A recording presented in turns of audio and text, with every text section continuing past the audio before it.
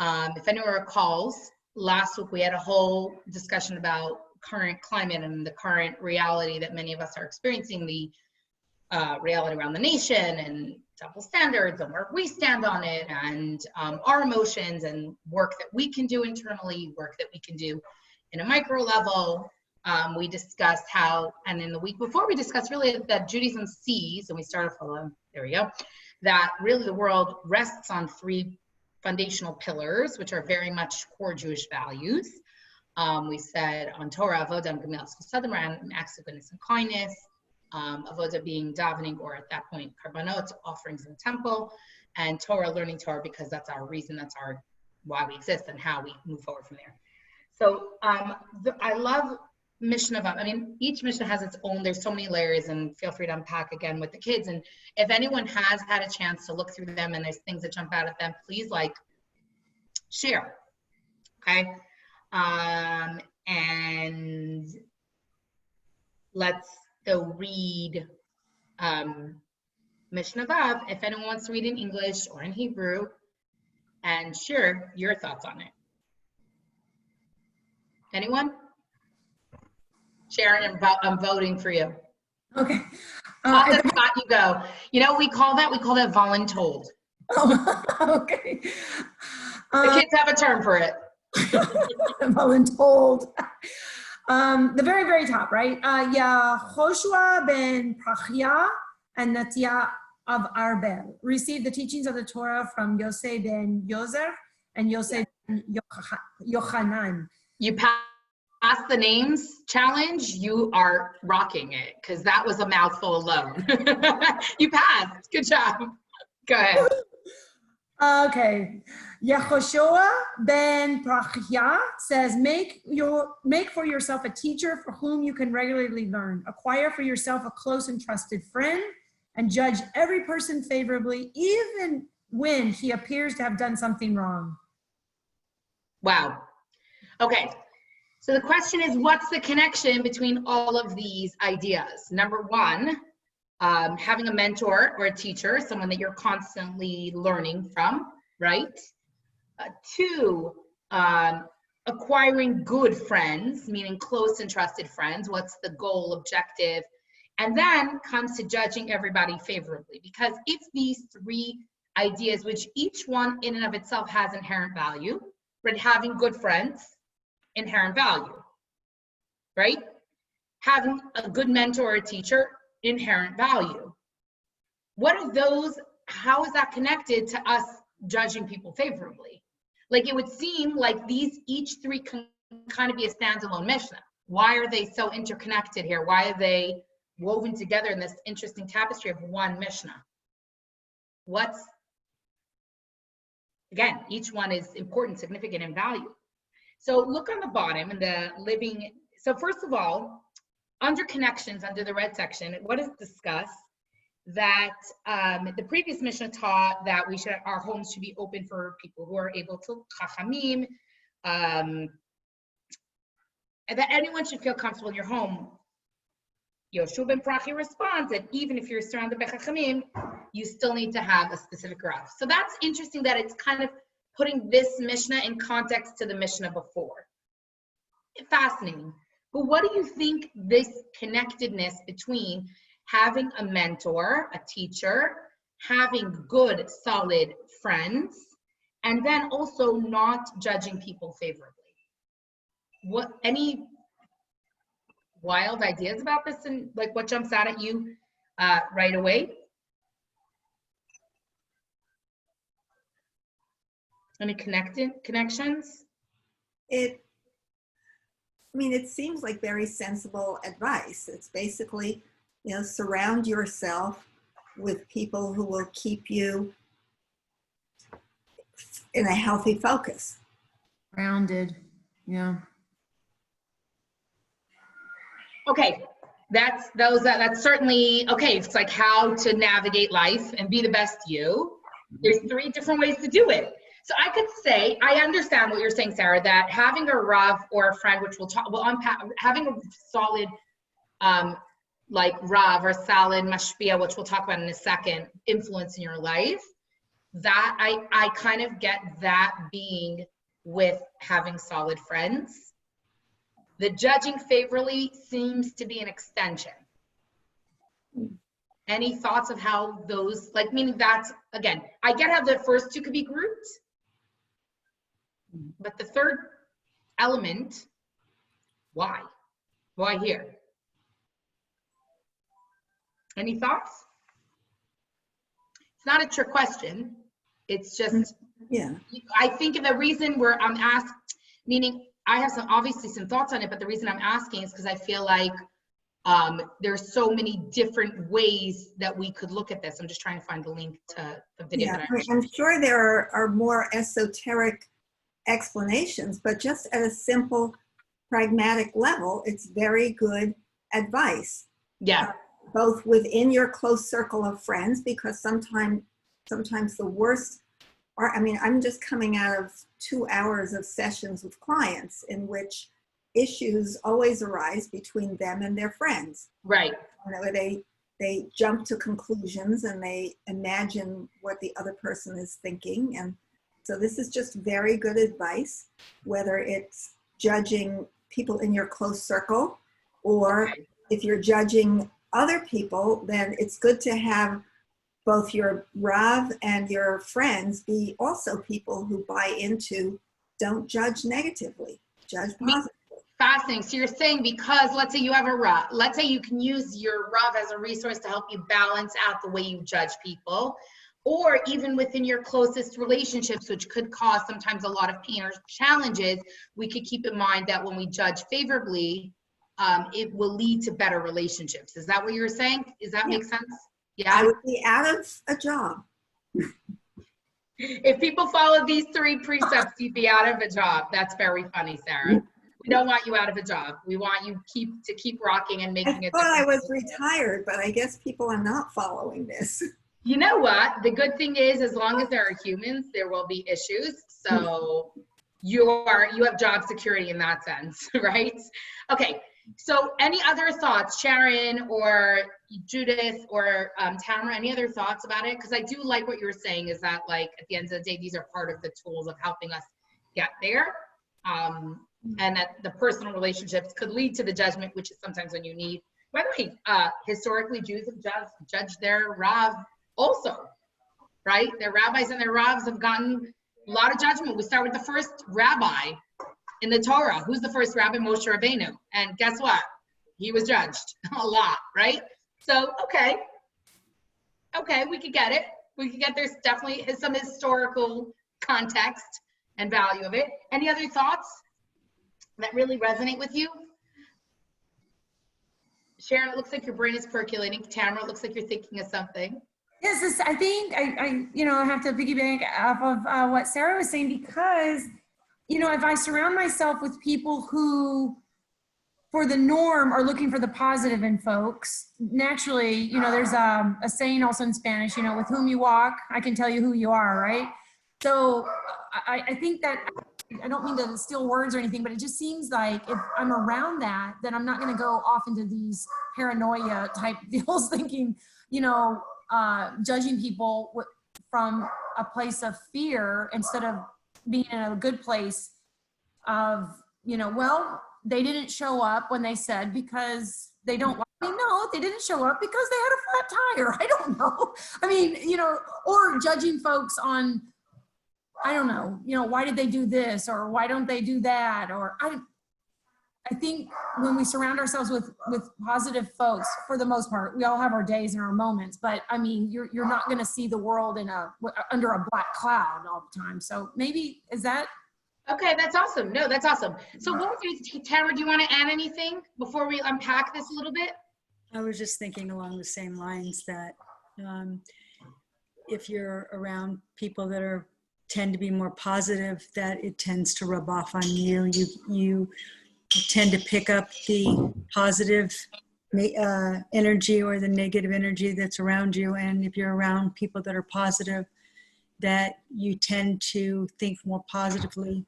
Whereas if you hang out with people that are negative, you tend to be negative yourself, and having people around you that can show you the way to be positive, reminders of what positivity is, I think is always a way to instill it in yourself. Okay, awesome. Awesome. Tamara, I mean, I think that's a very important point. The like drive for being positive and seeing things in the right way. So I want to unpack like different layers of this, like not historically, but according to the Jewish lens. So first of all, aselecha rav, meaning have a rav. So that's really referring to the structural system that Judaism has given or set in place in order to ensure that Jewish education is passed to the next generation. The role of a Rav, sometimes people will ask my husband a halachic ruling, ruling in Jewish law, and he asks a Rav. He will turn to a Rav. He will turn to someone who's maybe an expert in that area. And there is different Rabbanim. There's different people who are really just like you would not go, we wouldn't say every doctor you should go to if you have a heart issue. You should go to a cardiologist. So similarly, having a Rav and knowing to turn to a Rav is really, really part of Jewish life, and that we shouldn't shy away from it. And, often if a student will come to us with something, or whether it's a big question in halacha or a family locally in the community, we'll say to them, that's a great question, let's get that answered. And we will turn to someone, just like your general practitioner is not going to answer you on the issues that a cardiologist should answer you. They shouldn't, at least, right? So, or like Sarah, I'm sure, you're not a psychiatrist. You're not going to be answering people with their issues in psychiatry, right? So there's this structure of a system, and the system ensures that Judaism works for humans, because Torah is infinite and abstract at times, and humans are very finite and literal. And two people can go to a Rav with the exact same seemingly symptoms, and yet we'll get two different halachic rulings. Okay? Well, you could say, what? It's either right or it's wrong. And Judaism says absolutely not. Just like you could go to the cardiologist, I can go and someone else can go, well, yeah, they're a male and they've already had a heart attack. I am female and I'm 40, right? Right? You would want a doctor to look at each case and each patient as an individual. Yes, using certain values. Yes, using certain principles. Yes, using things.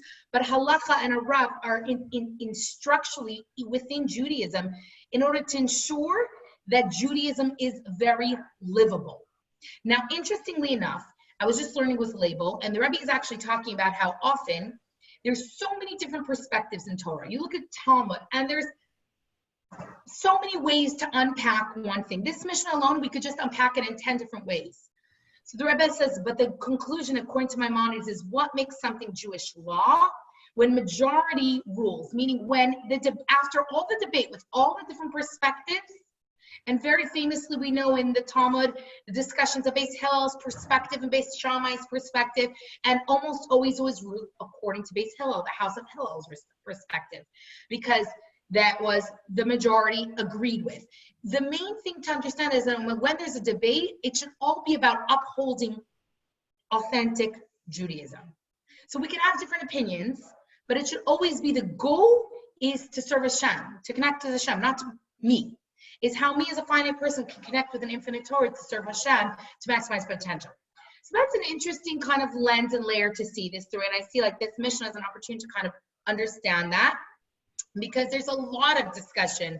What role does a rabbi have? What role does a Rav have? Like, what role in my life, right? It's me and God, me and Judaism, but there is a very important role. And even amongst, as I said, amongst the Rav, a rabbi, they should know their role, and they should know when it's out of their domain and it requires advanced practitioner, for lack of a rabbinic practitioner, for lack of a better term. And there are rabbis. There's a rabbi in Australia who is the foremost expert, and I actually dealt with him in a case that had to do with Jewish identity. He is the foremost expert between science and infertility. He deals with all the scientists in Israel. He goes to conferences. He is the expert to deal with science, Torah, infertility, and Jewish identity.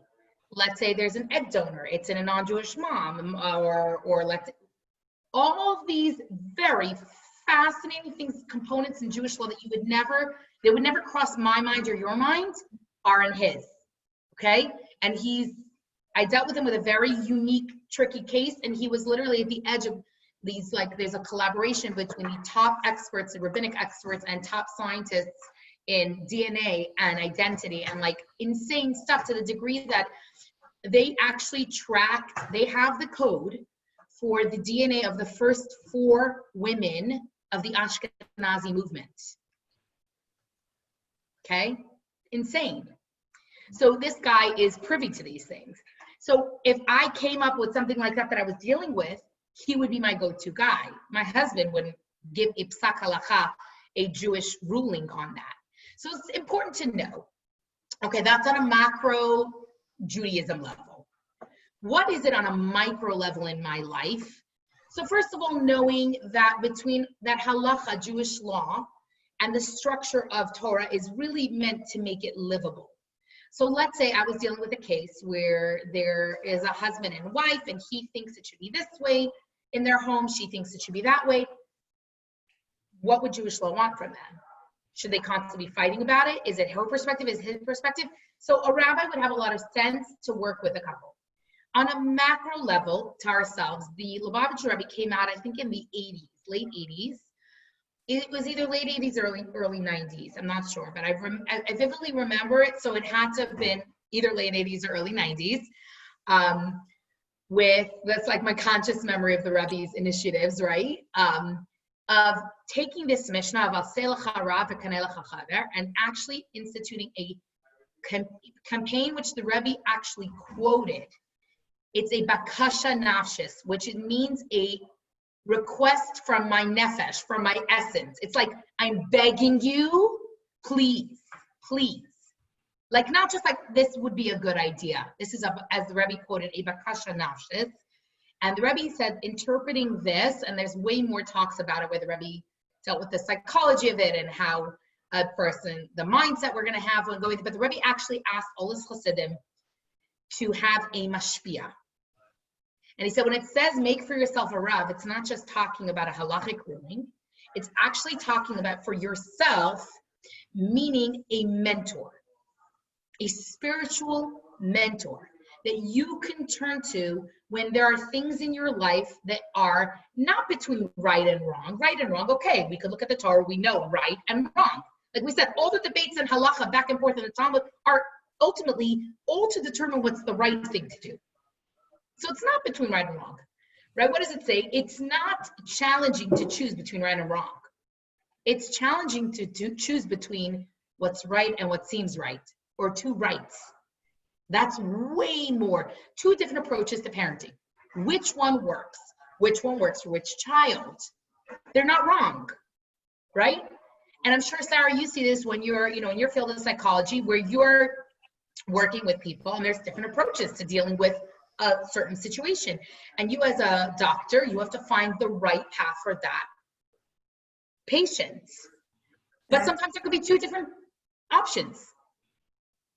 That is true. There's no cookie cutter. Never.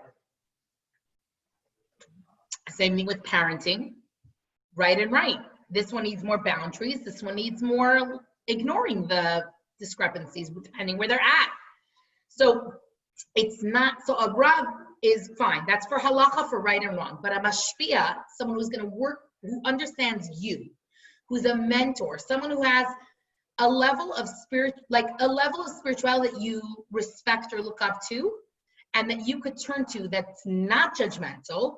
That's part of why this is here together. Judge everyone favorably. Someone who's not going to judge you, but also can see your potential within you and help you navigate that very day-to-day life reality.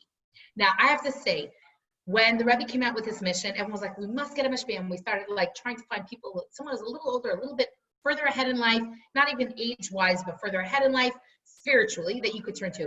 And until I would say in my 30s, I did not have the right mashpia. I had different people, temporary, I would call, I would ask, and I didn't. And thank God in my 30s, I realized that someone who I really related to, they resonated with me.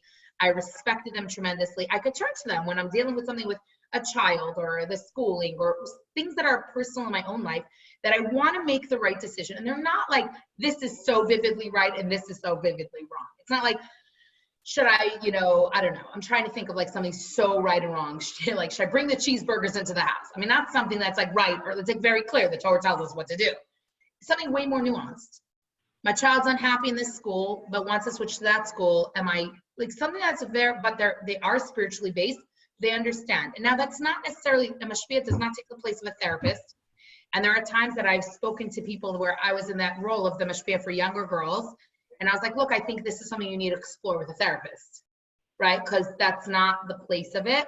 But it's a beautiful idea to know that in the fabric of Jewish life, there is this idea of having a mentor.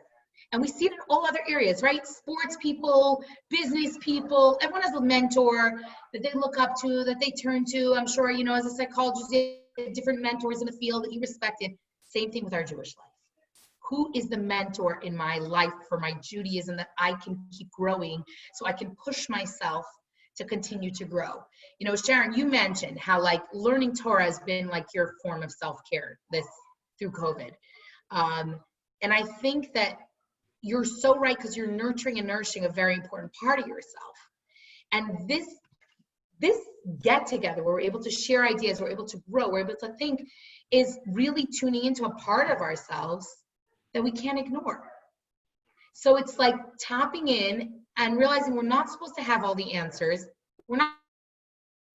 You would never say, I'm supposed to know exactly how to be the best cook, exactly how to be the best daughter, exactly how to be the best mother, exactly how to be the best wife, exactly how to be the best employee. You would never say that, right? You would say, I'm struggling in my marriage, so I need to talk to a marriage therapist. Or I'm struggling in my job, so I need to speak to a mentor in the field, right? Same thing with our spirituality. We have a chance to look at ourselves, look at where we're holding in our Judaism, and we have to, and by the way, that's also the place sometimes of a good friend. A good friend doesn't always tell you you're right. A good friend sometimes tells you, hey, you need to work on that. You ever had a really good friend who's like, I remember once I was on the phone with a really good friend and she's like, Manya, you are so wrong. Hang up and apologize to your husband. And I was like, you are such a good friend. Thank you. Like, I was like, I needed to hear that. A good friend's not just what tells you like what you want to hear, right? I remember once I was speaking to a friend and she, her husband was from a different country and he had to travel home, and it was like already she was staying home for the third time in a row, and he had just gotten back from Israel taking students on a trip, and she was going to be left alone with her 3 kids. Not left alone, but her husband was leaving again, or wanted to leave again. She was very, very resentful. Like, here I'm like hunkered down with 3 kids, and he's like was just abroad, wants to go abroad again. And so she like called, we're talking, fetching, like friends do. And I said to her, I'm like, just keep in mind, number one, you live around the corner from your mother and you always have family support. For him, his family's across an ocean. It's a very significant event that's happening. He wants to be there. Number 2, he's not leaving you alone. You have your mother, you have support, you have friends. And she like stopped. She's like, oh my gosh, all my friends that I'm fetching to are like, oh my God, poor you, what a terrible guy. Like, like made her feel so bad about the reality that she was in. She's like, you realize I'm not, like, she's like, you only say I'm not a victim. Like, I'm gonna be fine. I'm gonna be fine. I got this. It's only 10 days. Like, my mother's there, my friends are there, my kids are in a good stage, they're sleeping through the night, whatever it was. So I think that sometimes we have to remember how we could be a good friend and how we could, trying to remove the layers of judgment. Any thoughts? Because there's obviously more to unpack here, clearly. It's a very powerful mission. But any other thoughts, or anyone want to dabble in the page and see if there's something that jumps out at them that they want to share on the page? Yeah. Mine actually was regarding your comment about friends telling you what you need to hear versus what you want to hear. And, doing it obviously in a as kind way, not, it's very hard to hear those things, and allowing ourselves to open up to be in a place where we can hear not negative, but the opposing view of what we wish to hear is really hard. And that's something that we need to work on. I guess myself in particular, I'm thinking of, to be able to be receptive of hearing stuff like that. That's all. I think also you're right that there has to be an openness to hearing, and it's not comfortable always, but if also if you know it's coming from a place of love. And it's also a good message, remind us, if you're a good friend, how to dole that out and be sensitive to the other person. That shouldn't come from judgment, that it should come from a place like judge people favorably, like see the best in it. And that's actually, I'm going to show you this next video that I kind of want to, that I remember I said I was trying to find the video. Well, I found it. So it's just good.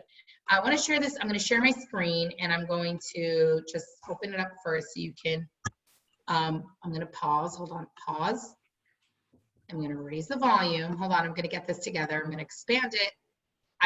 I saw this a few weeks ago, and it really resonated with me. So I hope, obviously I always respect you ladies and your perspective tremendously.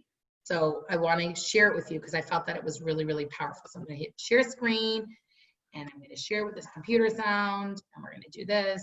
We're going to share, and we're getting better at this technology. Look at that. So seamless compared to class 1. Remember when I tried to share in the first class? Woo! We're making progress, little steps, okay? And here you see it's from Ethics of Our Fathers, but it's I think it's really powerful, and it kind of leads into the next point that I'm very excited to unpack together.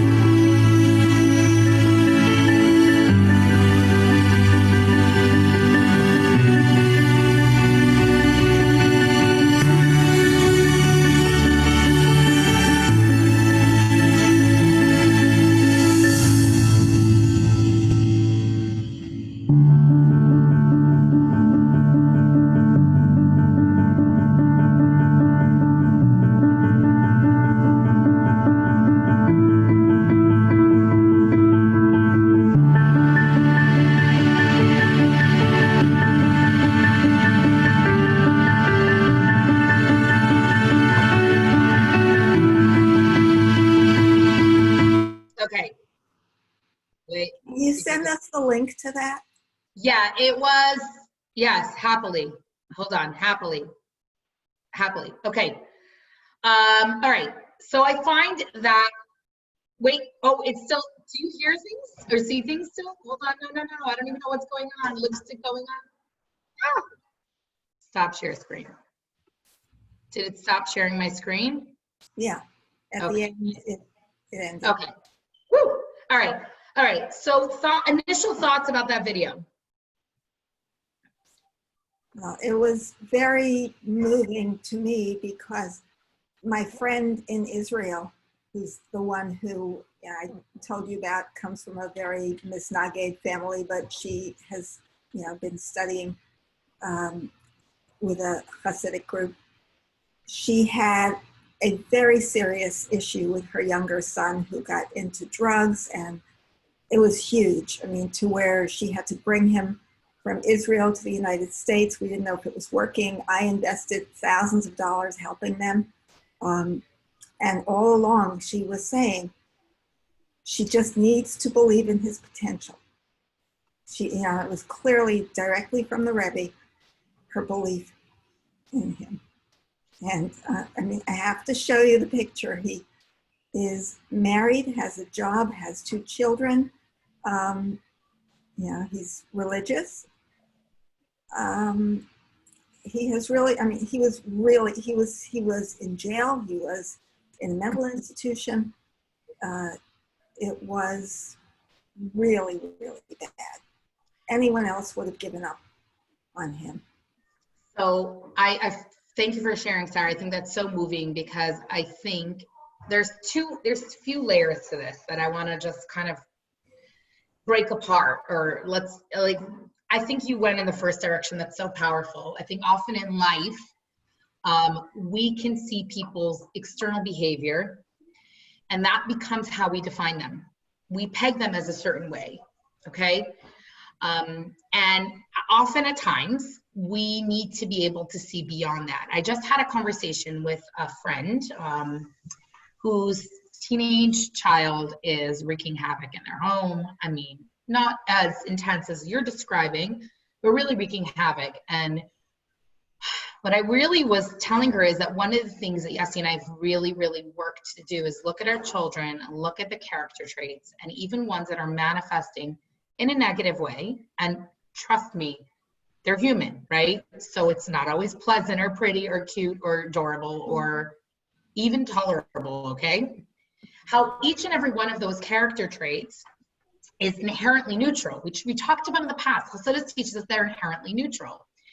And it's us who have to see beyond almost the symptom and see the potential. So I remember when I was dealing with a child who was extremely, no other way to say it, but a teacher would describe it as very persistent, right? Which we all know when a teacher says your child is very persistent, it means they're really stubborn, okay? And what we really had to do, and took a lot of deep work, is dig within and see how that child can utilize that persistence that at this point was stubbornness and struggle, how that is actually fuel within that child's character to get them really far in life, and help that child understand it for themselves. That if you're, let's say, a very sensitive person, you're very caring and very loving, and sometimes that means you're so sensitive that anyone says anything to you and you flip out, or you're so sensitive that you can get right to the core of someone's insecurity and jab at it because you're sensitive, so you know sensitivity and you know how to, right?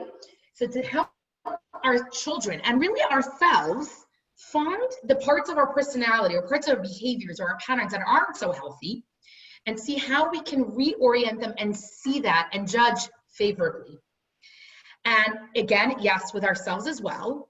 And sometimes that's why we need a mentor or a good friend to help us see that within ourselves, but certainly within the people that we have the deepest relationships with, whether it's our spouses, that sometimes we could see a behavior and really, really see it in the wrong way, or our children. And this is, I think, I'm not saying anything that I've mastered this and figured this out, so now let me share. It's daily work.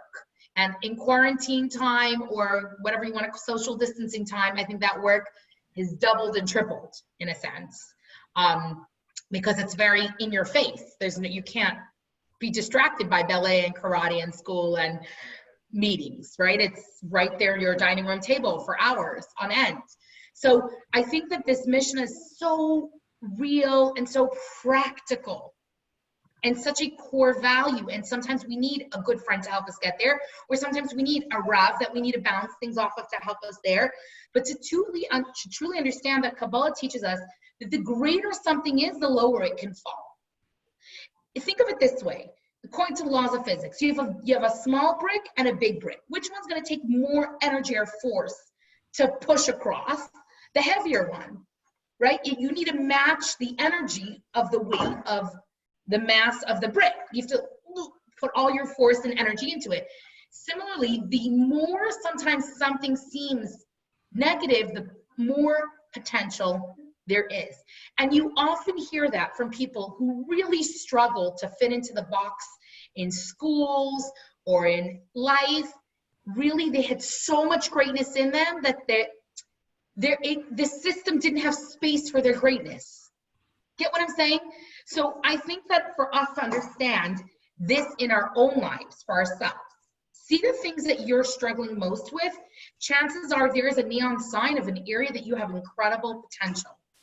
And our children, our spouses, the people that we love, and understand that that's really what it means by judging someone favorably, is trying to see how can this look different?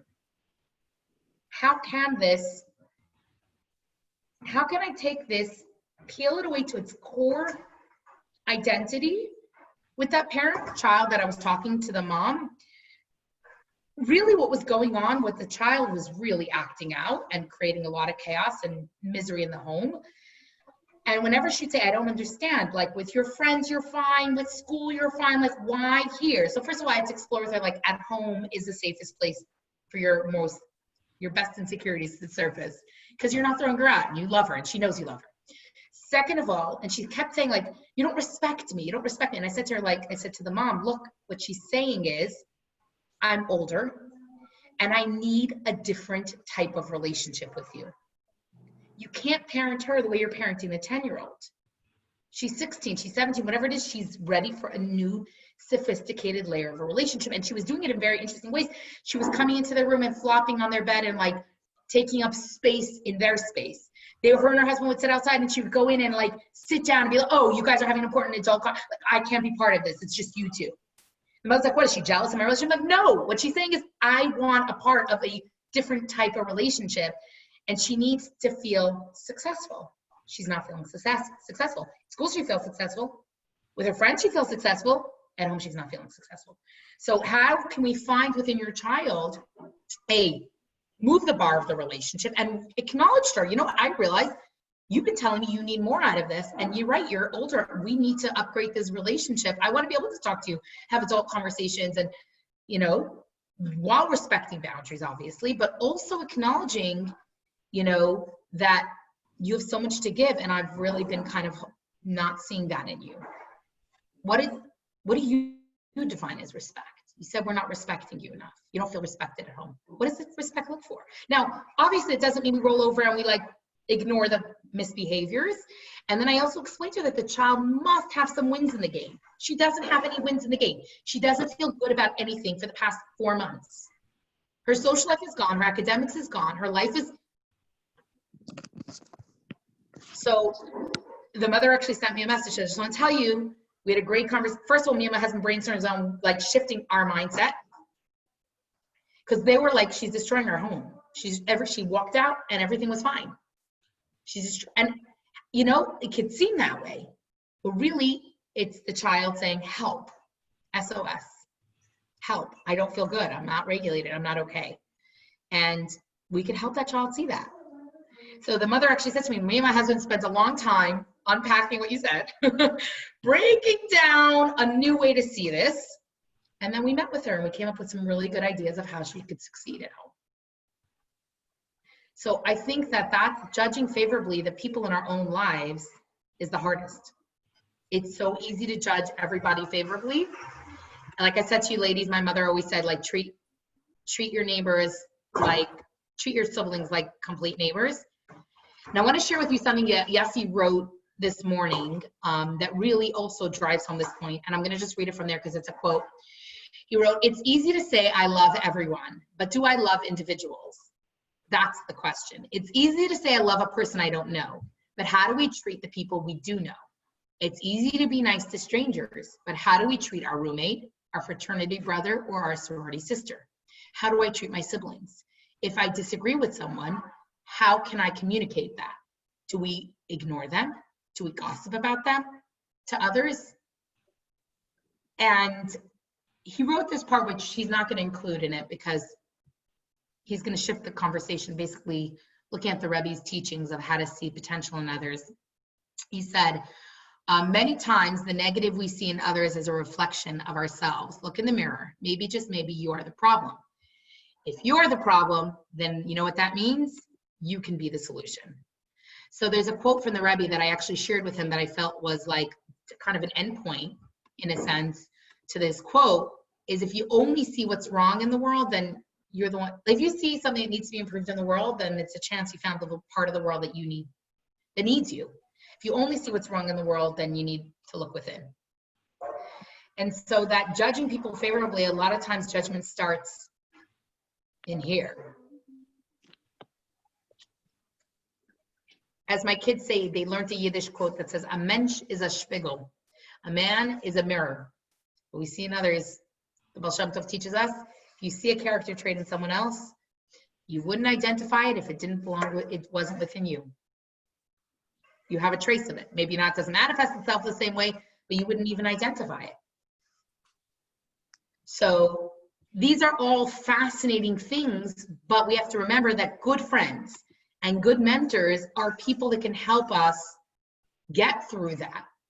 And sometimes that's a good psychologist, and sometimes that's a good therapist, and whatever, you know, an older sister, a parent, a good friend that's objective, a Rav.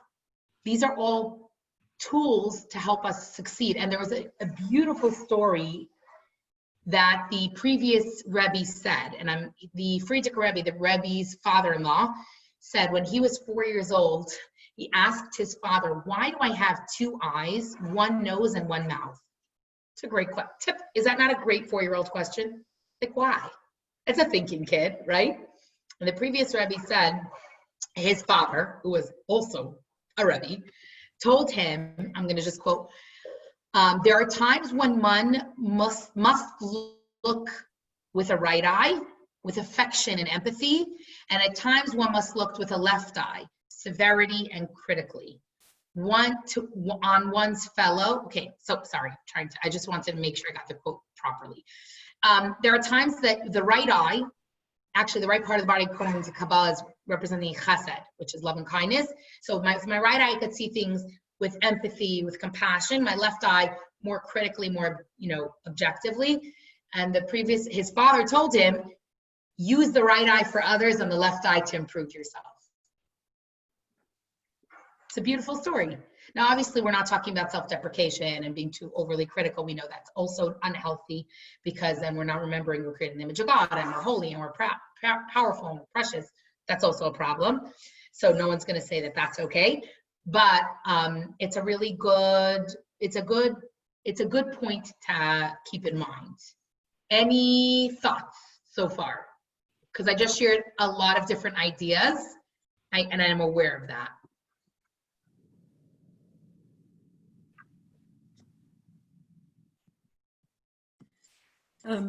What came to my mind, Thoughts? I don't know if it's a little bit from before or not, but what also came to my mind about the higher you are, the farther you have to fall. Yeah. It sounded like the more in touch you are with being less critical, but more accepting, and so the farther you are from the earth, the farther you are off the ground, or the higher you are with that compassion.